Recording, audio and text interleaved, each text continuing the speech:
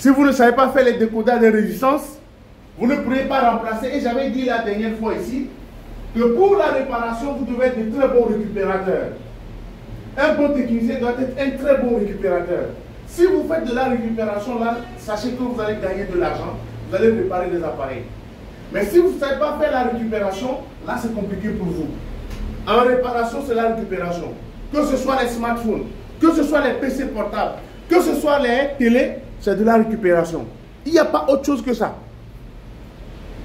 Il n'y a pas autre chose pour un technicien. Alors pour une résistance miniature de surface, vous avez deux notations, ou trois notations possibles. La première notation, c'est lorsque je me retrouve avec la lettre R entre deux chiffres. D'accord? La deuxième notation, c'est lorsque je retrouve la lettre R avant les chiffres. Vous suivez? Si je vois la lettre R sur les composants miniatures de surface, ça veut dire forcément que la lettre R devient 0, un chiffre décimal. Est-ce que ça va? Ça veut dire quoi? Que vous, aujourd'hui, ce que vous devez noter sur les composants miniatures de surface, c'est-à-dire les CMS et surtout les résistances, la lettre R représente 0, est-ce que vous suivez? La lettre R représente un chiffre décimal 0, Maintenant, c'est à nous de voir quand le chiffre décimal agit. Le chiffre décimal agit lorsque la lettre est entre deux chiffres et lorsque la lettre se trouve avant le chiffre. C'est le cas ici. En regardant, j'ai la lettre, le chiffre, la lettre et le chiffre. La lettre, les deux chiffres. Voici un peu les exemples qu'on nous donne. Dans ces exemples, vous allez voir qu'ici, on a la lettre R avant le 10. On a dit que ça fait 0,1. En réalité, ce n'est pas 0,1, c'est 0,10. Et comme tout à l'heure, j'ai expliqué en disant que le chiffre 0 qui se trouve après une virgule ou deux chiffres après la virgule, on annule. C'est pourquoi on a mis ça. 0 derrière un chiffre, derrière la virgule, ça n'agit pas. C'est pourquoi on a mis 0,1. Sinon, en réalité, c'est 0,10 ohms. Également, quand j'ai la lettre avant, ça me fait 0,22. Ok? Si maintenant j'ai la lettre, ça veut dire que j'ai 0,47. Vous changez seulement le R par 0, c'est tout. Et vous faites l'addition. 0, et je fais l'addition. 0, et je fais l'addition. C'est tout ce qu'on vous demande. Voilà le secret de la lettre R. Question? Question? Est-ce que vous avez la question? On peut y aller? Si je fais une évaluation, ça peut passer. Est-ce que ça peut passer? Je suis, et je répète encore, que lorsque je vois la lettre R sur un composant miniature de surface, en l'occurrence la résistance, ça veut dire que la lettre R représente le chiffre décimal 0, Quand je fais 0, il suffit de faire seulement l'addition. Et forcément, la lettre 0, là devient la lettre positive et l'autre devient le décimal. C'est tout. Est-ce que c'est bon? Je passe maintenant sur la troisième notation. La troisième notation, c'est lorsque j'ai par exemple une résistance qui a 3 chiffres. On y va, on peut y aller? On peut y aller? On peut y aller? Sur la troisième notation, je n'ai pas de lettres. Je n'ai pas de lettres. Je n'ai que des chiffres. Comme nous avions fait sur les résistances traversant, nous avons la première lettre, le premier chiffre, le deuxième chiffre qui sont X. La troisième lettre Y. Les deux premiers ici, nous les avons appelés X, la troisième lettre Y. Ça veut dire quoi? Que je vais prendre la X multiplié par 10 puissance Y. C'est tout ce qu'on a. Donc ça veut dire que j'ai 33 multiplié par combien? 10 exposant combien? 2. Ce qui me fait 33, 1, 2. Ça me donne ohm. Ce qui fait que je fais 1, 2, 3. Je place la virgule et j'aurai 3, pas 300. 3,3 kilo-ohm. C'est tout. Donc quand je vois 3 chiffres sur une résistance, voilà ce que ça donne. C'est bon? Et c'est ce que vous avez un exemple qui est là. Ici vous avez 10, vous avez 100. Je prends le 10 qui est X, Je le multiplie par 10 puissance combien? 0. Normalement, je le remplace ici. 10 puissance 0. 10 puissance 0 est égal à combien? Est égal à 1. À sa four là. C'est pourquoi on a trouvé 10 fois 1. 10 fois 10. 10 fois 1. 10. C'est P1. Alors, lorsque j'ai par exemple ici, ok? Lorsque j'ai ça, ça veut dire que j'ai 10 multiplié par 10 combien? 10, 1. Ce qui me donne combien? 10 fois 1. 10. 10 fois 10. 100. C'est tout. C'est tout. Et quand j'ai 2, ça veut dire que j'ai 10 puissance 2. Quand j'ai 2 zéros, ça me fait combien? 10 fois 100. 10 fois 100? 10 fois 10, 10 fois 100? 1000. Quand j'ai 1000, je supprime les 3 zéros, j'ai le kilo. Oh, ils dorment. Ils dorment. C'est bon? Vous pouvez prendre la photo maintenant pour vous aider. Vous pouvez prendre la photo, comme ça, arriver à la maison. Vous allez pouvoir éteigner le flash. Hein? Quoi? Ça? Non, je vais effacer. Non, je vais effacer. Vous prenez en photo, comme ça, ça va vous permettre de pouvoir... Alors, vous avez un document aussi que je vous ai donné dans votre groupe qui parle de ça. Vous avez un document dans votre groupe WhatsApp qui parle des composants et trucs là. C'est bon? On peut y aller?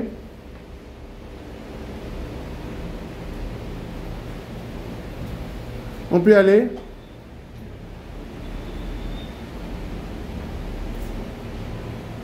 On peut y aller? Alors les gars, ce sont les bêtes noires des techniciens. Alors il arrive que beaucoup, puisqu'ils savent, ils savent manipuler ce machin-là, la station de fer à air chaud. Comme ils savent le manipuler, quand un smartphone arrive, la première des choses, c'est qu'il commence par souffler. Alors s'il arrive que vous déplacez un des composants que nous sommes en train de voir sur une carte, mais c'est fini. Soit vous avez un problème de réseau, soit vous avez un problème de blocage sur le logo, soit vous avez un problème de défaut de charge, etc. Il y en a beaucoup. Les gens qui aiment ouvrir les appareils avec les couteaux, c'est à cause de ces composants-là. Vous ouvrez, un couteau n'ouvre pas un appareil.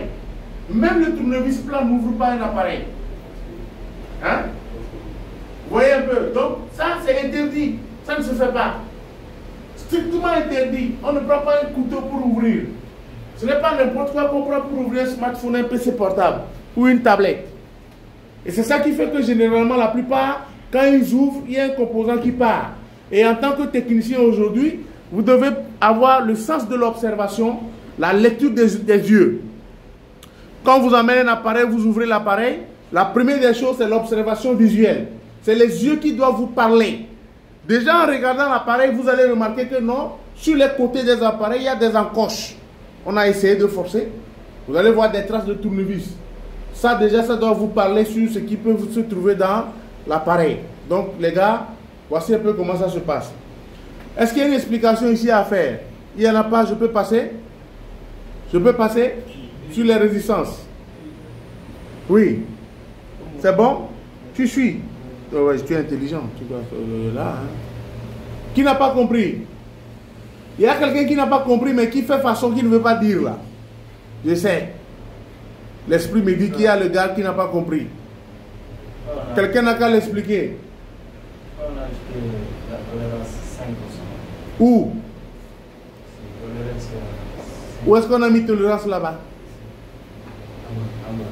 Qu'est-ce que j'ai dit par rapport à la tolérance 5%? Qu'est-ce que j'ai dit à la tolérance 5%?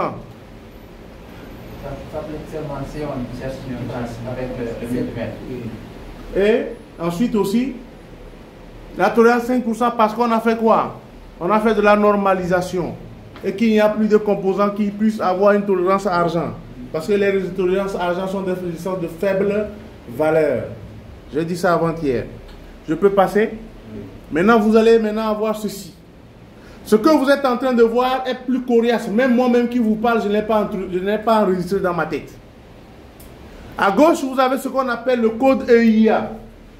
À gauche, vous avez la notation du code EIA 96.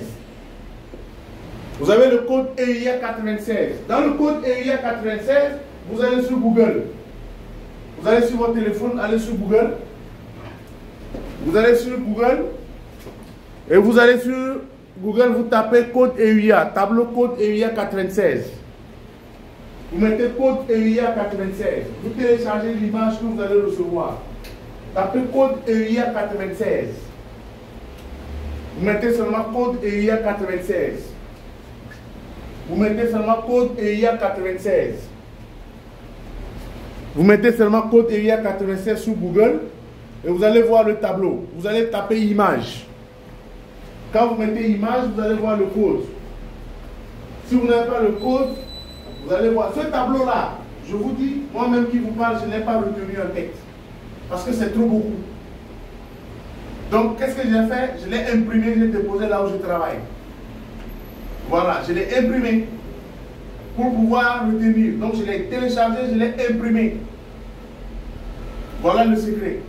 Je l'ai complètement imprimé pour pouvoir suivre un peu. Donc, dès que je me trompe, c'est le tableau qui m'aide. Il y a des choses où je dis directement comment ça se passe. Vous imprimez ça et vous le déposez devant vous pour pouvoir voir et pouvoir faire vos lectures. Donc, le code EUIA 96, cette notation-là, c'est les lettres. Ce n'est plus la lettre R que vous avez vu tout à l'heure, mais c'est les lettres, par exemple, Z, Y, X, A, B, C, D, E et F. Vous suivez? Donc, c'est ça en fait. Ce n'est plus une seule lettre comme on avait vu R là-bas. Ici, c'est plusieurs lettres. Donc, faites très attention. C'est pourquoi je vous dis, il faut l'imprimer, l'agrandir et le déposer. Collez ça devant votre trappe de travail. Là où vous travaillez, vous devez coller ça pour pouvoir savoir quelle est la résistance que je suis en train de vouloir enlever et laquelle je vais remplacer. Est-ce que vous suivez? Alors, dans le code EUIA 96, nous prenons un exemple palpable. Ce sont 5 C. Donc, qu'est-ce que ce sont 5 représente? Qu'est-ce que C représente? Voilà ce qu'on doit chercher dans le tableau. Donc, quand je regarde dans le tableau, je vais chercher d'abord le chiffre 65. Le chiffre 65 représente 464. Le voici. Le chiffre 65 représente combien? 464. Je note ça de côté. Et ensuite, maintenant, je viens dans le tableau, je revois quelle est la représentation du C. C'est 2 zéros. Aha. Donc, ça fait 10 puissance 2. Donc, ça me fait quoi? Ça me fera alors 646, c'est ça? Non. C'est 400. Donc, ça me fera 464, 1 et 2 zéros. J'ajoute 2 zéros en fait. Donc, ça me fera 46 400 ohms. Que je peux convertir. En convertissant, je compte 1, 2, 3. Je place ma virgule, ça me fera alors 46,4 combien? Kilo-ohms. Voilà la réponse que nous avons ici. Voilà comment est-ce que le code EUIA est calculé. Donc, quand vous avez une valeur, vous avez un code, vous cherchez juste la représentation du code et vous cherchez le C, ou bien la lettre qui suit. Et ensuite, maintenant, vous faites votre calcul. On peut y aller? En exemple, maintenant, avant que je n'aille, donnez-moi un chiffre. Donnez-moi. Hein? 42 quoi? 42B. Ok, nous suivons rapidement ici. Pour 42B, nous allons trouver la représentation du 42, c'est combien? 42, c'est combien? C'est 200. Donc j'ai 267. B représente combien? B représente 1, 0. Ça veut dire que je multiplie 10 puissance 1. C'est 10 puissance 1. 10 puissance 1. 10 puissance 1, ça me fait alors 2670. C'est ça, non? C'est en ohms. Et quand je vais calculer, je vais faire 1, 2, 3, je place ma virgule, je vais 2,67 kilo-ohms. R est égal à ça. Voilà comment ça se passe. Très simple et facile. C'est bon? C'est bon? C'est bon, on peut y aller? Je vous donne juste les astuces et ça passe. C'est bon? On peut y aller? Non, s'il y a le Z. S'il y a le Z c'est combien? C'est moins.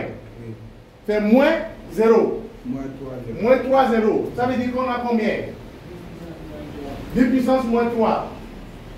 10 puissance moins 3. Ça fait mi moins 3. Ça me fait combien?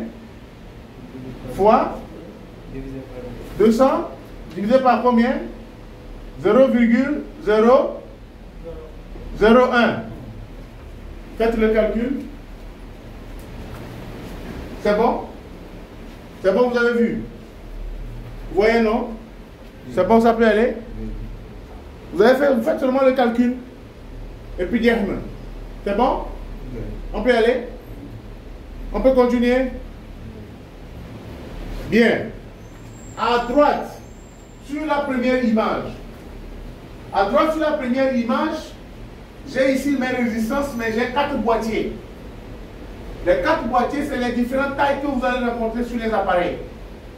Alors, dans le premier boîtier, la grande taille qui est 12,06. La taille qui suit, c'est 0,805.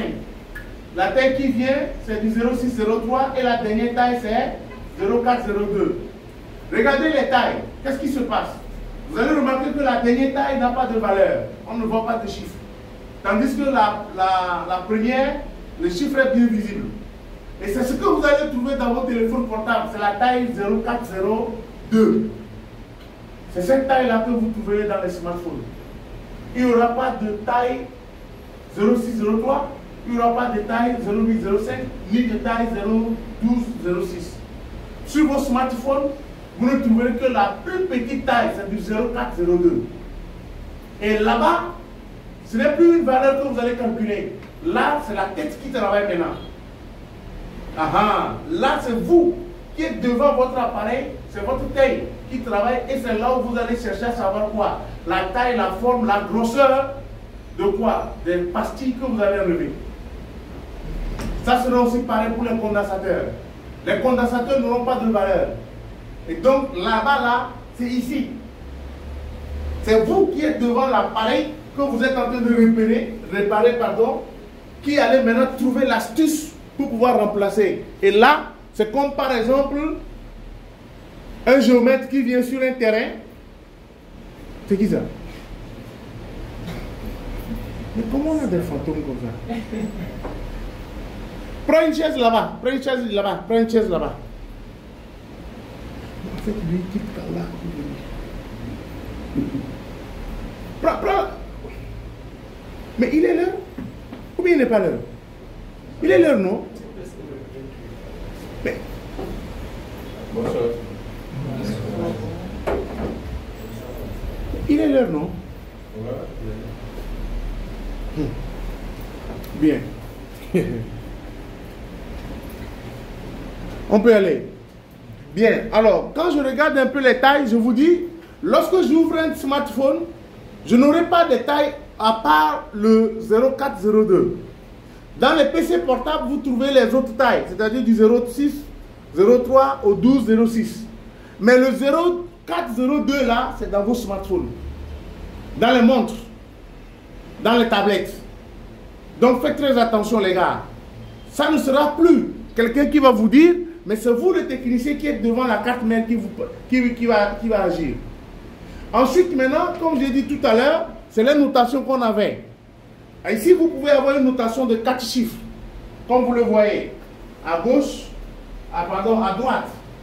Lorsque nous avons une résistance de 4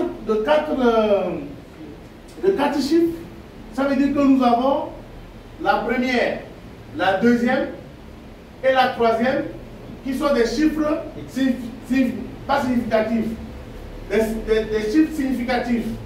La quatrième devient automatiquement le chiffre multiplicateur. Les 3 premiers vont devenir des chiffres significatifs et la quatrième va devenir le chiffre multiplicateur. Je prends un exemple ici, combien? 33, 3, 3, 2. On me dit, pour les couleurs, les résistances qui ont ça, voilà la résistance. Première, deuxième, troisième couleur, X, chiffre Y. Ça me fera 33 multiplié par 10, exposant 2, 3, 3, 3, 3, 1, 2. Voilà ce que ça veut dire. Ça veut dire que je vais maintenant faire quoi? Ma conversion.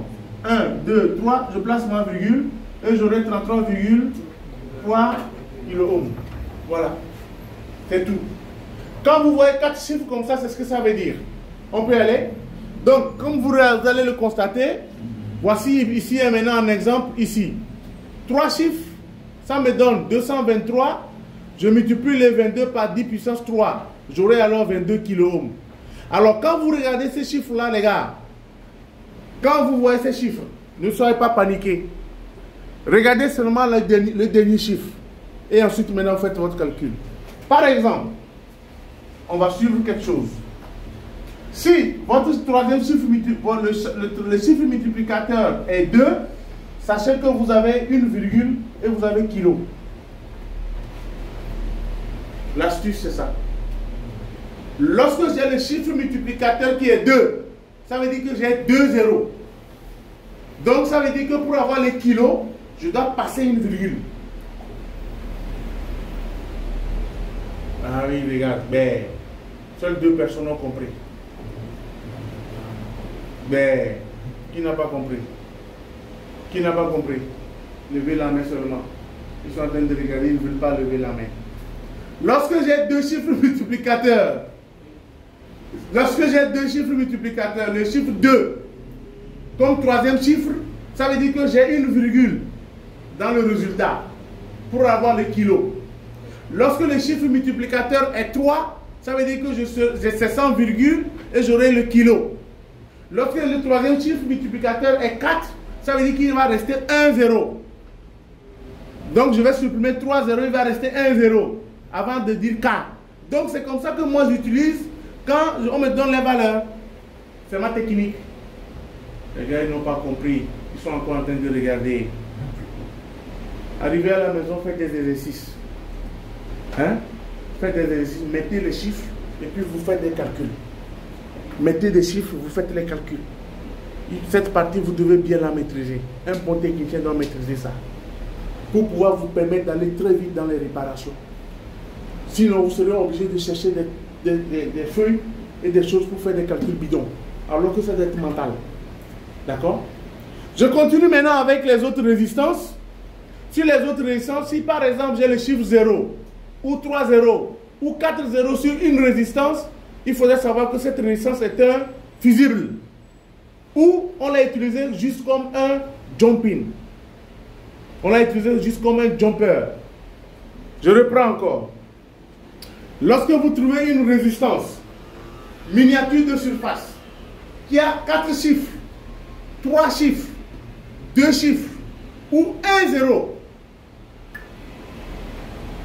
est-ce que vous suivez? Je parle d'ici. Je parle d'ici là. Là. Je parle des deux. Lorsque j'ai 1 0, 2 0, 3 0, 4 0 sur une résistance miniature de surface, ça veut dire que cette résistance-là est un fusible. S'il n'est pas un fusible, on l'utilise juste comme un jumper. Voilà. C'est pour juste vous tromper. Et vous serez là, faites quel calcul vous allez faire. C'est pourquoi tout à l'heure je vous ai dit que le chiffre 0, faites très attention avec ce chiffre-là. On le met juste pour vous tromper. On vous met juste ça pour vous faire cogiter. Et si vous comprenez qu'on l'a mis juste comme un fil, là vous passez. Ce n'est pas une résistance en réalité, mais on l'a utilisé juste comme un jumper. Alors pour le tester, vous mettez seulement sur test de continuité, on va vous le montrer. Et vous testez. Si ça buzz, ça veut dire qu'il est bon. S'il ne buzz pas, ça veut dire qu'il est gâté. On peut y aller. C'est bon? Any question you have? Vous avez des questions? Vous n'avez pas de questions? Vous n'avez pas de questions? Si vous n'avez pas de questions, voici un multimètre. Pour tester une résistance, je vais utiliser l'ohmomètre. C'est l'ohmomètre qui me permet de tester une résistance. Et l'ohmomètre est symbolisé par la lettre oméga. Alors, sur votre multimètre, vous verrez l'oméga qui est le symbole et l'unité de mesure de la résistance et le symbole là qui est le test de continuité. Vous suivez? Généralement, le test de continuité marche avec le test de diode. Donc, ce sont ces deux symboles-là qu'on met l'un à côté de l'autre, comme c'est le cas Ici, bon, on a mis les 3, les 4, mais généralement, c'est celui-ci qui est le buzzer et celui-ci qui est le test de continuité. Ça veut dire qu'il y a un signe sonore. D'accord? Lorsqu'on vous dit mettez test de continuité, ça veut dire que vous devez le placer sur la position sonore ou la position de diode. Vous allez le voir, et je crois que c'est seulement à partir de la semaine prochaine déjà, nous allons démarrer. Les composants qui viennent, j'ai la bobine. Ici, voici ce qu'on appelle une bobine. En anglais, vous allez avoir le nom de self ou inductance. Vous allez avoir le nom de self. Ici, vous avez deux types de bobines. Les gars, vous avez la bobine que nous allons appeler la bobine simple. On va l'appeler bobine simple. Et nous avons l'autre bobine que nous allons appeler la bobine boost. On a deux types de bobines là-bas. Nous avons la bobine simple et nous avons les bobines boost. La bobine, c'est comme un bouton. On a l'impression de voir un petit bouton. Vous avez ici, à gauche, les bobines boost que vous voyez. Vous les trouverez sur les PC portables, vous les trouverez sur les téléphones portables, vous les trouverez sur les tablettes, vous les verrez également dans les écrans plasma. Bref, dans tous les appareils électroniques, aujourd'hui, tous ces composants y sont. Mieux les connaître, c'est pourquoi je fais d'abord ce cours pour que vous puissiez les voir de visu. Quand vous verrez un bouton comme ceci, sur une carte mère, vous avez affaire à une bobine. Et la bobine, on peut l'appeler également self en anglais. Et le nom qu'on utilise dans les smartphones, c'est le mot là. Si je le prononce, beaucoup vont rire. Parce que quand moi je prononce le mot, les gens traduisent ça en Wolof. Voilà. Appelez ça, je vais voir. Il faut lire ça. Aïe, aïe, ça m'a oui, ça m'a déconné. Parce que quand moi je prononce ça, ça fait beaucoup plus rire.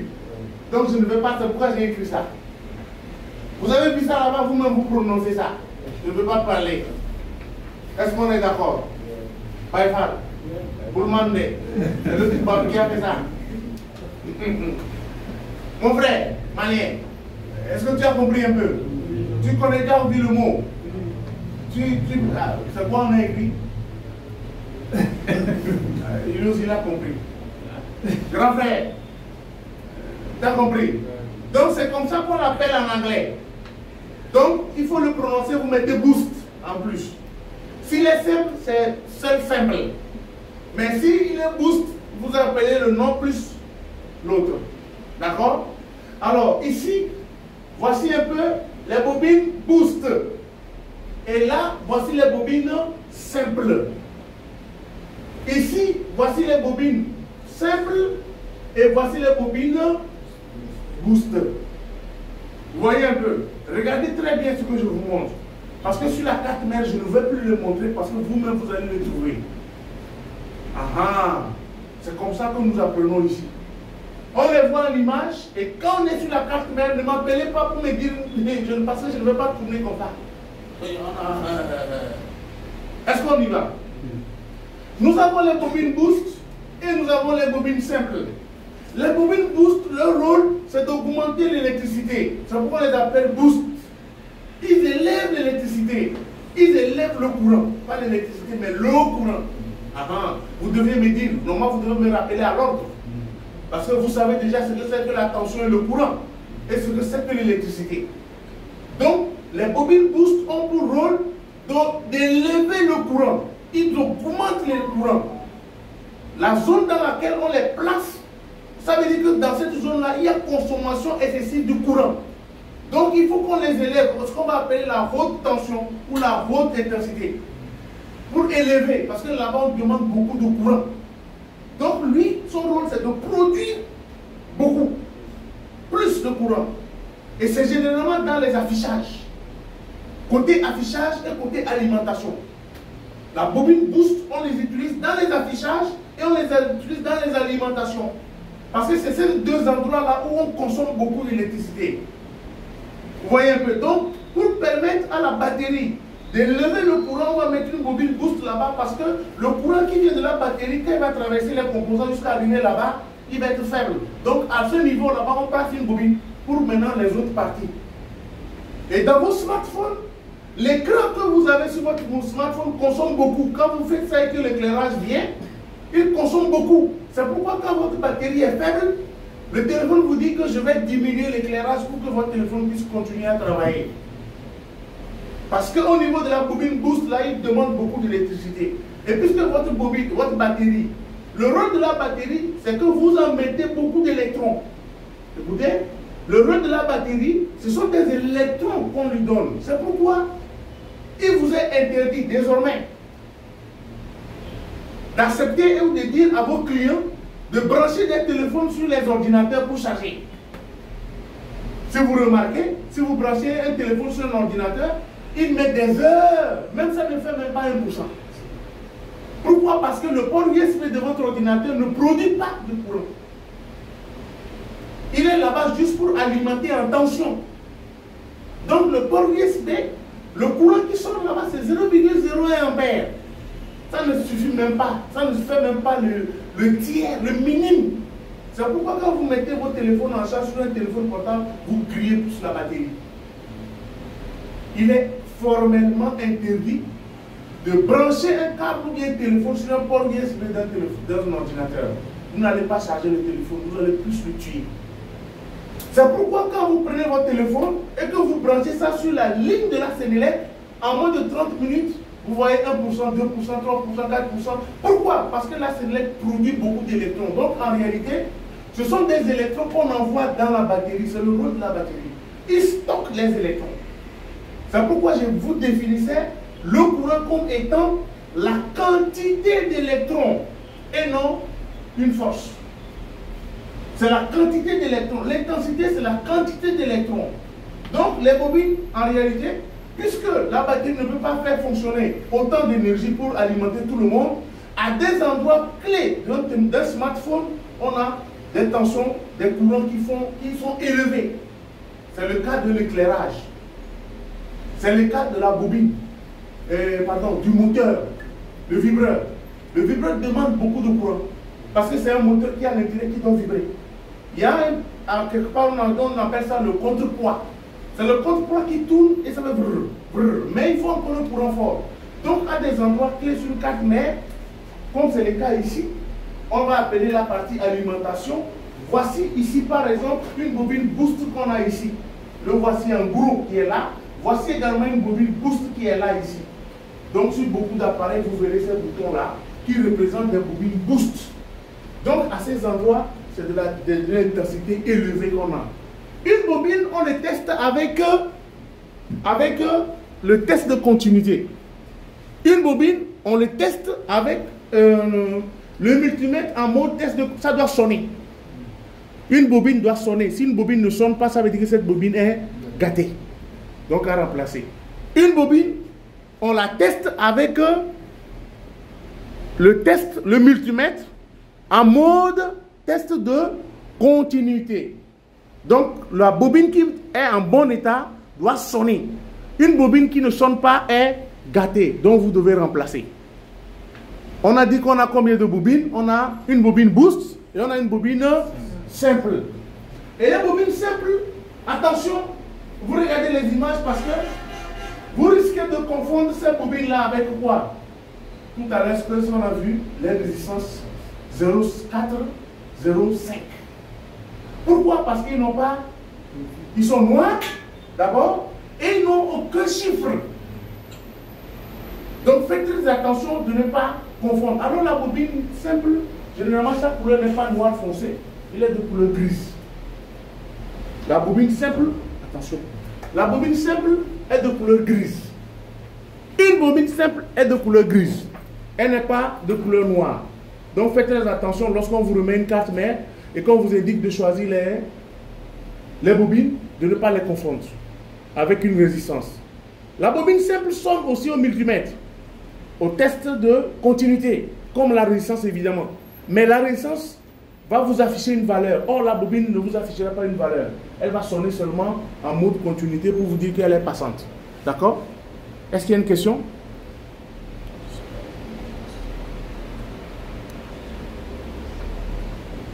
Est-ce que c'est bon? On peut y aller, je peux avancer avec les composants. Je peux avancer. J'avance avec les composants et nous voici maintenant sur les diodes. Nous voici avec les diodes. Voici les diodes. Voici un peu les diodes. Les diodes, vous les trouverez dans beaucoup d'appareils électroniques, évidemment les smartphones. Alors, on a plusieurs types de diodes. Et en haut ici, vous avez une première partie au-dessus. Nous avons les diodes qu'on utilise sur les cartes mères que nous avons dans les alimentations, comme nous avons aussi dans les détecteurs. On utilise une diode comme un détecteur. En bas, vous avez ce que nous appelons les diodes lumineuses. Ce sont eux qui servent de flash, de torche, ou qui sont dans vos écrans qui vous illuminent votre téléphone. Donc nous avons deux types de diodes là-bas, ou trois types. Nous avons les diodes qu'on utilise dans les alimentations, ou carrément dans la partie alimentation, et les diodes qu'on utilise pour pouvoir faire la lumière, ce qu'on appelle des LED ou bien des DEL. Alors, c'est ce que le chinois a compris. Une diode, le rôle de la diode, c'est de laisser la tension passer dans un seul sens. Le rôle de la diode, c'est de laisser la tension passer dans un seul sens. C'est comme le panneau de sens interdit dans la circulation. La diode est représentée par un symbole avec une tête de flèche et une barre, comme ceci. Donc, quand vous voyez ce symbole, on parle de la diode. La diode est représentée par une tête de flèche avec une barre, pour dire que dans ce sens, ça peut passer, mais dans ce sens-là, ça ne passe pas. C'est pourquoi on a mis la barrière. Donc la diode, c'est comme un panneau de sens interdit. Quand vous voyez les panneaux comme ceci en venant, vous ne pouvez pas pénétrer. Mais vous pouvez les contourner ailleurs et revenir sortir derrière. C'est ça le rôle de la diode. Mais la diode, on l'utilise de plusieurs façons. Alors nous avons les diodes LED que vous voyez. Tout ceci, ce sont les diodes LED. Ce sont des diodes qu'on utilise pour pouvoir faire ce qu'on appelle la lumière. Voilà, le bandeau là est une diode. C'est ce que les Chinois ont compris. Les ampoules là, ce sont des diodes. Et c'est ce que votre téléphone a derrière, à côté de la caméra qui utilise comme une torche. La diode aussi varie en fonction du courant qui vient. Si le courant est fort, elle va s'illuminer grandement. Si le courant est faible, elle va s'allumer petitement. C'est pourquoi les gens qui conçoivent les panneaux de pharmacie là, ils utilisent les diodes. C'est pourquoi je vous dis que l'électronique là, faites l'électronique et puis les gars, développez des choses. Avant je vendais des LED. Les gars qui faisaient les panneaux de pharmacie là, c'est chez moi qu'ils achetaient ça. Il y a différents types de diodes. Des diodes avec des verres, des diodes avec des plastiques. En fonction du courant qui parcourt une diode, l'éclairement est grand ou petit. C'est ça, les gens qui font les trucs de pharmacie là, avec les noms et les lumières là, c'est beaucoup d'argent. C'est 300, 400. Quand vous faites un panneau avec lumière lumineuse là, attention, et c'est en fonction des diodes. Les gars, l'électronique est trop doux. Trop doux.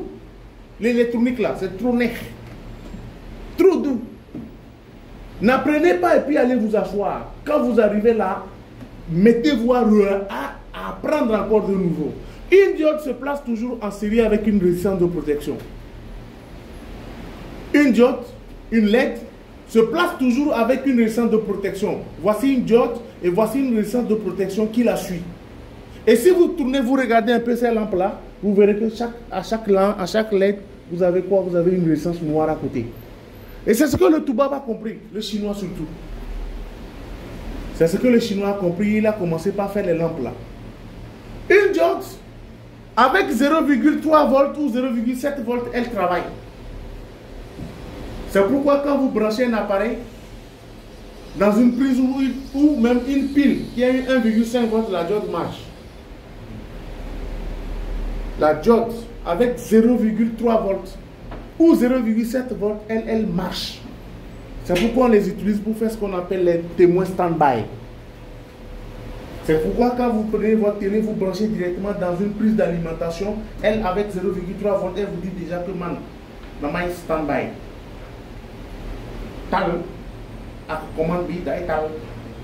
Si la LED n'est pas témoin, ne trouve pas ça, donc quand vous talez, ça ne tale pas. Donc c'est pourquoi on vous dit, en réparation électronique, quand vous trouvez le stand-by, ça veut dire qu'il y a quelque part la tension qui est présente. forcément ça doit marcher. Ça ne marche pas, ça veut dire qu'il faut aller maintenant chercher ailleurs la panne. Les diodes, on les trouve dans les alimentations. Donc, à gauche, par exemple ici, le plus gros que vous voyez ici au milieu, c'est une diode qu'on a appelée le pont de diode. Le pont de diode, on l'utilise dans les alimentations pour faire ce qu'on appelle le redressement de la tension. Après le transfert, vous avez ce qu'on appelle le pont de diode. Et le pont de diode va redresser. Et si vous ouvrez vos chargeurs, vous allez voir qu'aujourd'hui, les chargeurs n'ont plus de transfert. Ce sont les ponts de diode, les condensateurs qu'on met avec des bobines. C'est pourquoi vos chargeurs sont légers. Les chargeurs de téléphone, d'ordinateur, là, quand vous ouvrez ça, il y a un moule d'Aratibir. C'est ça, les petits trucs là qu'ils ont mis dedans. Nous avons aussi les diodes redresseuses. Les diodes redresseuses, ce sont eux qui sont noirs, de couleur que vous voyez. Ça, les diodes redresseuses, voici des diodes redresseuses que vous voyez. On les utilise également comme les ponts de diode. Nous avons aussi les diodes signal, qui sont là, de couleur rouge que vous voyez, et blanches qui sont des diodes de pointe. On les utilise surtout dans la partie réseau. C'est elles qui vont aller chercher la présence de la tension. Comme j'ai dit, la diode fonctionne avec 0,3 volts, 0,7 volts. Il suffit que le signal arrive, elle prend, elle bloque. Elle prend, elle bloque. Elle dit qu'il y a présence et votre appareil fonctionne. Les diodes, vous pouvez trouver des informations beaucoup sur le net. Cultivez-vous les gars. Après maintenant, si vous connaissez le principe, le reste là, ça vient automatiquement. Les mots dont je parle, les composants dont je parle, arrivez à la maison, prenez la peine de vous asseoir, votre connexion internet là, utilisez ça pour vos recherches dans ce domaine-là. Si vous êtes meilleur en électronique, aucun appareil ne va vous résister. Aucun, je vous dis. Aucun appareil ne va vous résister. Vous n'allez pas dire que non, man, je n'ai pas fait cette formation. Ces techniciens qui font ça là, c'est des techniciens baoul. C'est des techniciens qui n'ont pas appris, qui se sont limités. Voilà, des techniciens limités. Et moi, aujourd'hui, je vous dis qu'il faut être des techniciens illimités. Des techniciens qui sont allés dans les écoles et tout ça, ils sont sortis avec des diplômes ingénieurs et tout. Quand on les parle, ils te font théorie. Mais quand il s'agit de la pratique, là, ils fuient. Des techniciens banata. Ce n'est pas une affaire de diplôme aujourd'hui. C'est une affaire de connaissance et de savoir-faire. Oui. Oui. C'est pas la structure ancienne. Quel Dieu? Non. Quoi et quoi? C'est pas la structure ancienne. Quoi et quoi? Non. Non, je n'ai pas dit ça. Qu'est-ce que j'ai dit par rapport à la série? Qu'est-ce que j'ai dit? Les diodes et les résistances. On met toujours une diode en série avec...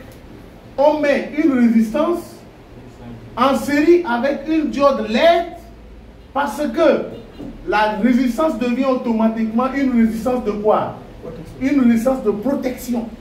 Pourquoi? Parce que la diode, pour s'éclairer, a besoin de 0,3 volts ou 0,7 volts. À supposer que je prends une pile, et les piles d'ailleurs, c'est combien? C'est 1,5 volts. À supposer que, et ça vous allez faire l'expérience là à la maison, allez chez les rebobinaires de ventilo, achetez les ventilos, ou quand les gars allez s'arrêter, poussent les ventilos, ils passent là. La carte qui se trouve à l'intérieur là, ces cartes là, achetez ça, enlevez ça, c'est les diodes qui sont là ici. Ce sont tout ça. Achetez la carte qui est à l'intérieur là, donnez-lui 500 puis récupérez la carte là. Le reste, lui, il a besoin seulement de la bobine. C'est ça là que vous avez besoin. Enlevez les diodes là, et puis prenez votre chargeur de téléphone. Mettez ça dessus, vous allez voir. Dès que vous mettez avec la diode s'éteint. Elle va s'allumer, niaou, comme ça, et après, tac, elle s'éteint. Pourquoi? Parce que l'intensité qui est arrivée est trop faible, est trop forte. Mais, si vous prenez une diode, et que vous mettez une résistance en série, vous prenez une patte et que vous la mettez en série, la LED là va s'allumer et puis ça devient automatiquement une torche. Elle va travailler jusqu'à vie. Même si la pile devient faible. Parce que vous l'avez protégée.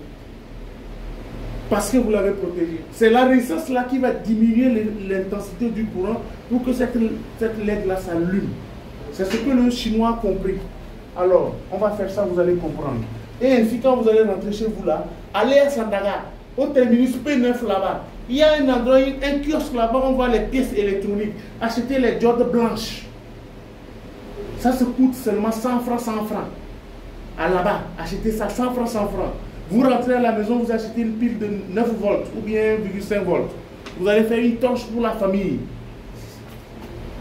Au moins, vous avez fait quelque chose pour vous, l'humanité.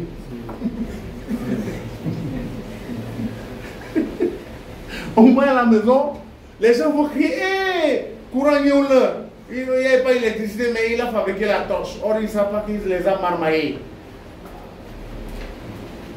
Une pile, petite pile, c'est 1,5 volts. Regardez comment les Chinois là sont en train de nous marmailler. Les torches que nous voyons dans les Tangana chez les gars qui vendent les fruits là. Les torches que nos mamans là utilisent pour vendre la nuit là. Mais c'est les piles, c'est 3 piles qu'ils ont mis dedans. Et c'est 3 piles. Qu'est-ce qui s'est passé? Je sais qu'une diode consomme 0,3 volts. Combien de diodes je vais utiliser pour que cette pile-là les alimente? Combien? Qu'est-ce que je dois faire? Je dois 1,5 divisé, c'est ça non? Si je supprime les virgules, j'ai 15 divisé par 3, ça me donne combien? 5 quoi? 5 diodes. 1, 2, 3. C'est ça non? Ça fait 4. 1, 2, 3.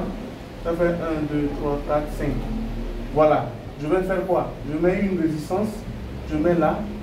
Je mets ici. Je viens, je relie ça ici. Voilà. Je viens de fabriquer une torche. Puis l'allume des tacs. Regarde comment il est excité, celui-là. Monsieur, est-ce que vous savez pourquoi on m'a amené ici? C'est mon grand frère qui m'a amené ici pour payer. J'ai fait l'information. Depuis l'enfance, je travaille avec ça. J'étais trop curieux avec ça. Ça, c'est une autre partie de moi, ça, la conception. Oui. Ça, c'est une autre partie, la conception. Là-bas, il ne faut même pas parler. Pour la conception, ça, c'est un autre domaine. Ça, c'est ça, je mange ça. Le gars, il part, il dit que non, je cherche les cartes, je me trouve pas. Moi-même, je m'assois dans mon bureau, je conçois ça. Goudi, jusqu'à matin, j'ai fini, j'ai réglé ça. C'est une pile, ça. J'ajoute une deuxième pile. Suivez. Ça fait combien? Ça fait combien ici? 3 volts. Combien je dois ajouter? 5. Je dois ajouter encore 5. J'ajoute encore, je vais ajouter encore 5. Ça fait 3 rangées pour 3 piles. Vous avez à peu près, pour 4,5 volts, j'ai à peu près 20 LED. C'est ça que les Chinois ont fabriqué. Ils nous vendent ça, les ampoules de 2500, 3500. Vous trouvez papier aluminium, vous enlevez les... Comme vous aimez beaucoup fumer, vous enlevez les papiers aluminium dedans, vous mettez ça dans le carton, il devient une plaque réfléchissante. Vous mettez une verre dessus, c'est fini, vous avez créé une torche. Dernier. L'électronique est trop doux. L'électronique est trop doux. On nous prend, on nous fait former en russe. Pour aller où? On te fait mettre dans la tête le russe jusqu'à... Tu finis, tu deviens interprète. Voilà la Russie, là on ne peut même plus aller. C'est de filtrer les signaux. Donc faites très attention pour ne pas les confondre. Tandis que les condensateurs que vous voyez ici en haut, qui sont dépolarisés, sont utilisés pour le stockage. Donc ils vont stocker et ensuite maintenant les données, on les appelle des condensateurs électrochimiques ou électrolytiques. Le symbole est toujours représenté avec le signe plus ou moins pour vous indiquer que vous ne devez pas inverser la polarité. D'accord? Donc nous avons deux types de condensateurs. Nous avons les condensateurs polarisés et les condensateurs non polarisés. Les condensateurs non polarisés qu'on utilise le plus souvent dans les smartphones, dans les PC portables, ce sont les céramiques. En smartphone, vous trouverez les condensateurs non polarisés autour des composants qu'on appelle le power management et les processeurs. Leur rôle, c'est de filtrer les composantes continues. D'accord? Dans les smartphones, dans les PC portables, vous trouverez les condensateurs autour du processeur et des cartes graphiques. Leur rôle également, c'est de filtrer les tensions et les composantes continues. Un condensateur respecte une polarité. Donc quand vous dessoudez, respecter sa position avant de replacer. Voyez le schéma avant de le placer. Question? Have you a question? Have you a question? No, you don't have. Can I continue or can I stop it here? Ah, je parle anglais, bana. Anglais de Gambie. C'est bon? On peut aller? Bien, je pense que les gens ne répondent plus parce qu'ils sont déjà fatigués. Dieu bouteille? Ou bien on continue? Ah, ils disent de continuer. Donc je peux aller à 22h. Parce que moi je suis à côté. Oui, marabout. Il est l'heure. Ton téléphone. Bon, ça c'est déjà, je ne fais pas ça aujourd'hui. Moi je suis fatigué.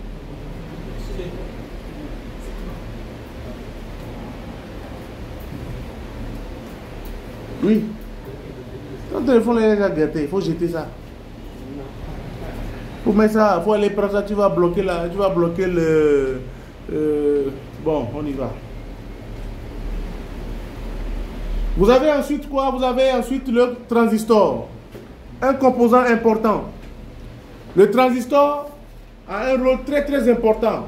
Vous prenez ça en note, vous prenez toujours les noms, vous faites des recherches là-dessus.